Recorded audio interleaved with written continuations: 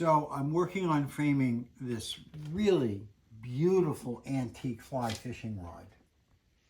And as I often say, it did present some challenges. The first was, how am I going to mount this reel down? I was going to, well, let me show you what I came up with first. Let's move these. This is mahogany. And I'm going to turn this over. And that piece of mahogany is screwed in from behind. And this is a piece of stainless steel picture wire that wraps around these poles here. And it really does hold it solid. Now, the other problem I had to solve sort of visually was I have to take all of these and I have to tie these down. And I don't want to use fishing line. Over time, it can kind of cut into things. So I'm thinking, what can I tie it down with that would look appropriate and be kind of cool and nice, even though it will barely show? But what could I use? What could I use? And then, in what I called a duh moment, it dawned on me.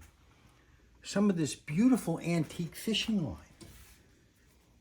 And here it is. It's beautiful. So there's going to be little holes drilled in here, and the fishing line's going to go right through like that and be tied from behind. And I think I've really figured out how to put this whole thing together. It's been a long time, and I really want to thank our client for being so patient, but this is the kind of project that you build in your head over and over again until finally you go, oh yeah, now I know what I'm going to do.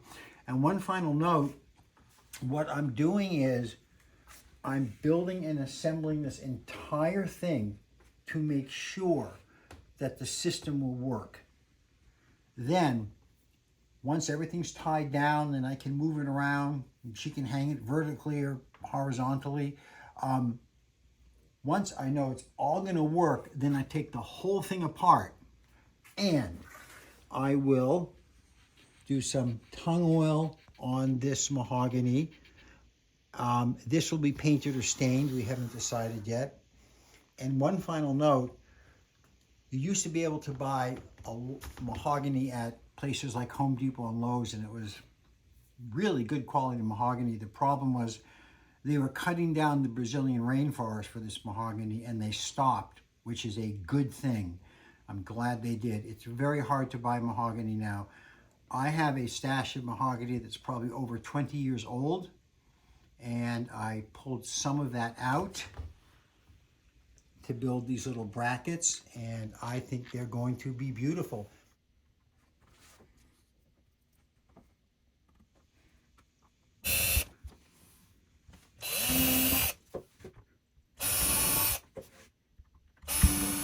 So the next time you see this project, this board will be painted or stained. We haven't decided yet.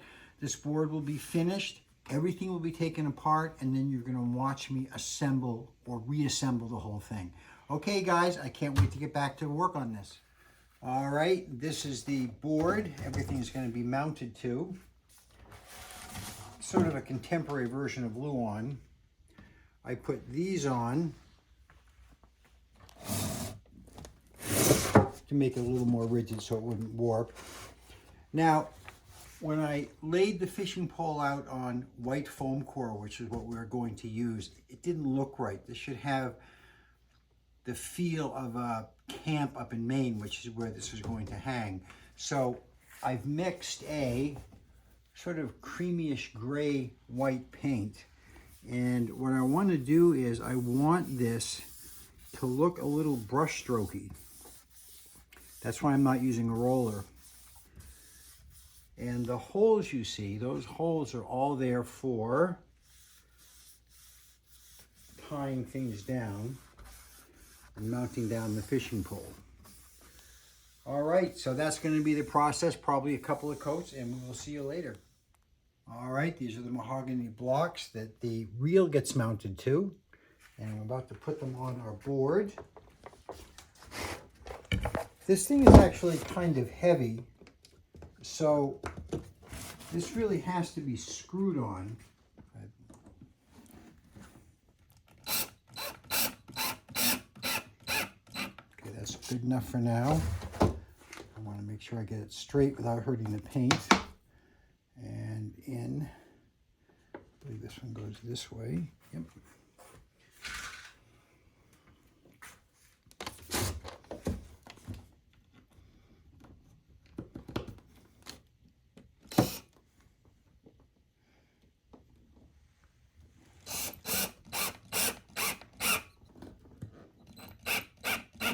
See if the reel's going to sit in there nicely now.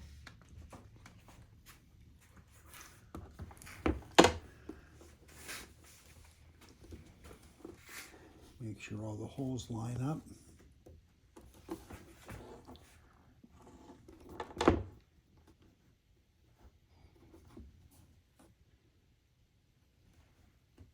think that looks pretty good. This is going to be hard to see on film because this wire is going to come around and go through this hole, and it's going to wrap around these two poles on the reel. So now I've got this roughly in place, and now I have to thread this through. Now I did this before everything was painted and finished, to make sure everything would fit. And I think we're going to be okay here. If I can get this to go through here.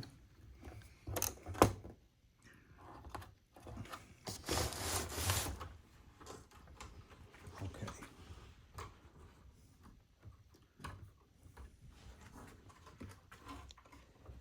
Okay, that one is through. Now what's going to happen is this gets twisted under here to make it tight. But before I do that, I have to see if I can thread this one through. See if we can get rid of...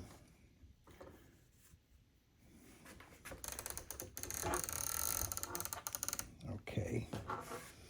Now this goes over these two poles like that.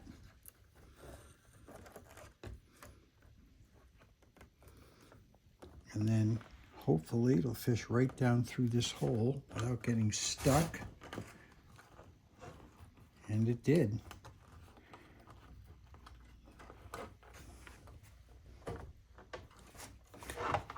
So now we can see how nice those mahogany brackets look. And you really can barely see the wire. It's right in there. And now I'm going to use pliers in a minute. These wires have to be twisted to get them tight. And that's what's going to hold the reel in place. So if you remember, I decided to use little bits of this fishing line, which you really can't see in the video, but it's beautiful stuff. And that's going to come down here. That's going to go through this loop, go through that hole, and get tied in from behind. The problem is, it's actually hard to get it through these holes sometimes. So I already did this with one needle and I lost it. What I'm going to do is widen this needle. Well, that didn't work. The last one just bent perfectly. So I made the opening of the needle big enough to get this through. I'm just going to have to see if I can get this through these holes without doing that. Okay, so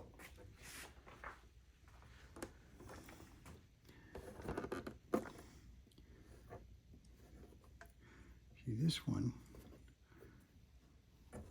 This is going to go right through here.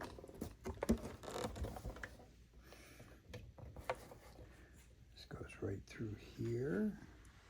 Yes, this is why I needed that needle, and now I can't find it. The one I altered for this.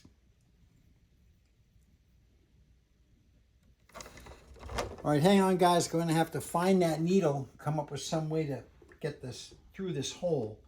once you put one through, it just doesn't want to. Let's see if we got it this time. Nope. All right, to be continued. Found another needle, and I put the awl through here, and this one didn't break. I made the opening bigger. Now I can get this through here. Hopefully, there we go. No, yeah. Okay. Now this can go through this hole.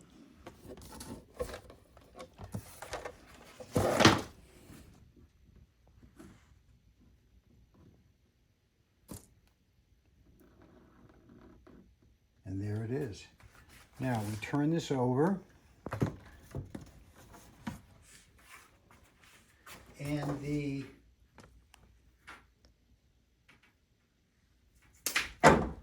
key to this is you could never tie this tight enough. Say you had two holes, you could never tie it tight enough. So what you do is you tie it around a stick, a little dowel from the great Aubuchon Hardware right around the corner. I should just move in there. I'm there so much. So we make a couple of ties here.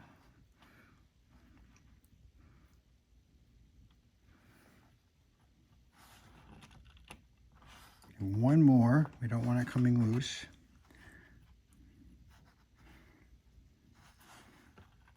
All right. Now what we do is we twist this.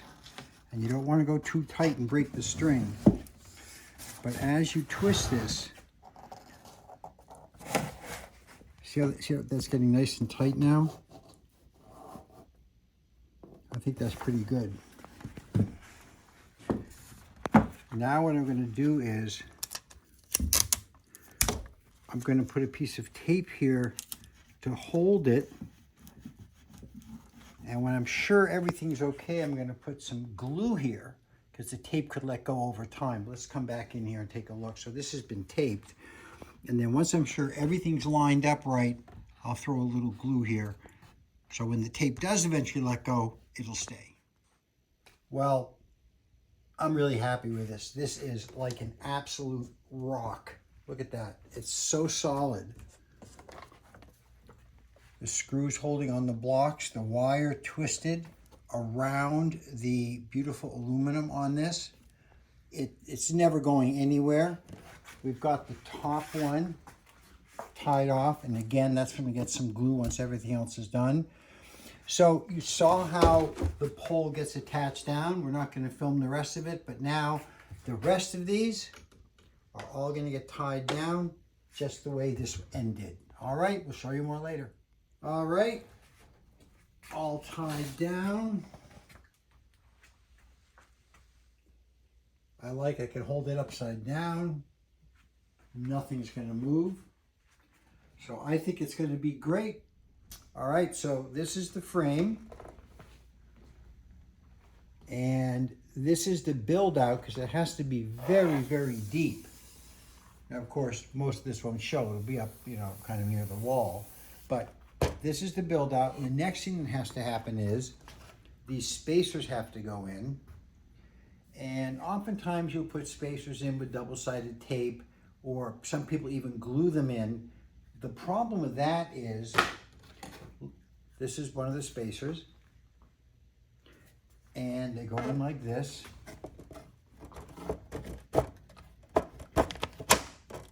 Now, if I were to glue this in, the problem is that to take it apart, you'd have to break it. You couldn't just take it apart. So these are all going to be screwed in. So these are going to go all the way around the inside, and we're going to show you some of that in a minute. So Kelly reminded me that a lot of people who haven't watched our videos and don't know about framing, a spacer, which this is here to raise the level of the fishing rod, which is being put into this frame, above the glass. This gives us space for the reel and everything on the fishing rod. So I'm going to put the two ends in first.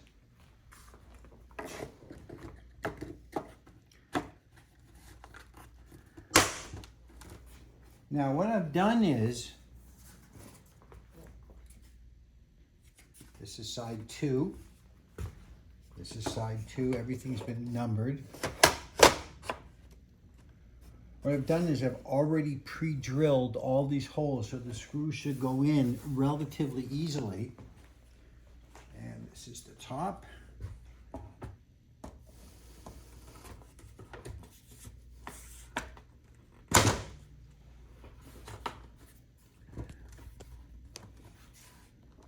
Okay, and now, let me just grab my screwdriver. And now the laborious part that we're not going to show you the whole thing, which is by hand screwing all of these in.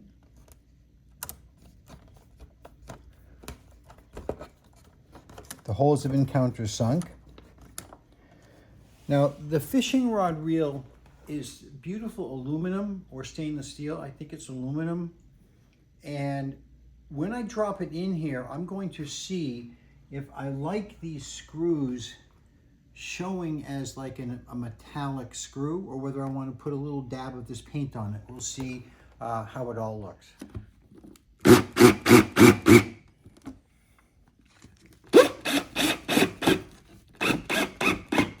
Well, it is finally done. There's a lot more to this job than I thought when I first took it in. I'm very happy with how it came out, and as I always say, I can't wait for our client to see it.